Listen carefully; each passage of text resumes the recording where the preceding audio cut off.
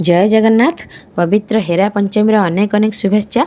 महाप्रभु यात्रा जीवा समय महालक्ष्मी को जन नथिले। महालक्ष्मी स्वामी को खोजी खोजी आसी माँ विमला पाखे पहुँचती।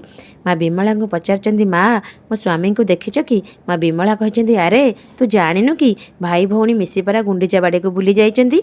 महालक्ष्मी कहते माँ मो स्वामी केमिति फेरिबे? माँ विमला कहते ने ए मोहित चिन्हटी नहीं महाप्रभु मुह को छिंची दे से फेरी आसबे। संगे संगे माँ लक्ष्मी रत्न पुष्पित विमान जाई गुंडीचा बाड़ी निकट में पहुँचिले और सेठी जाई देखती तो महाप्रभु पाखे धूप आलती चली। महाप्रभु माँ को देखि आश्चर्य हो गले और संगे संगे अधर चुंबित पुष्पमालटी विद्यापति हाथ में माँ प्रदान कले।